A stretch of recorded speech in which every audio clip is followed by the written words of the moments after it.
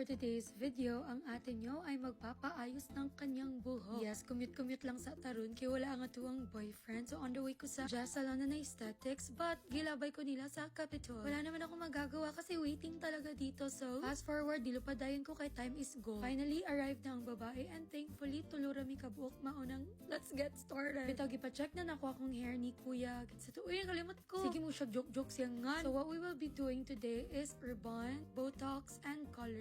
Gigutoman ko ni habhab sa ko diri og very light. Tanawa unsa kakalkag ng buhok ka. First step is nag-color sila sa kong hair. I chose dark chocolate brown. Kaya di mo guguganan og very obvious good na color good. Chill lang aron demure gihapon. And then after nila gi-blow dry ang akong hair, nag-start na pud sila og put sa first medicine for ribbon. So mo nang before sa kong hair. Mo din na si kuya nga nagasikaso nako, I'll give him 5 star. To be honest, sakit na kay sa kong lubot sa kong tiil sige gliningkod mo ni barug-barug sa ako guys. Tis ganda gyud literal kay liman kag naghuot kag 6 to 7 hours for that. Pero sige, as long as mo gwapa ako, no problem with that. So medyo excited ako diri nga part no kay murag last babad na ni. Finally murag daan na ta sa finale kay lami nagid ka ayo ikaon. And here's the result. Na-revive balik ako ang buhok. It is smooth and bouncy na dili na ako magproblema. Sa ako ang kalkag nga buhok every morning. So kudos to the hairstylist dahil kay watch ko niya pasagdi. Now I rate myself at 10 out of 10 of course. Ano gud ang i-rate na ko og baba akong sarili. Oh, kagwafa ana. Bitaw thank you guys sa staff here na branch. Kaya ba kung kapoy na kay sila pero they still put a smile on their faces. Finally nakakauna ang babae. Thank you also to my other friend nga gihuwat gyud ko. Actually apas ra na siya pero mauli na ko kay mag-groom na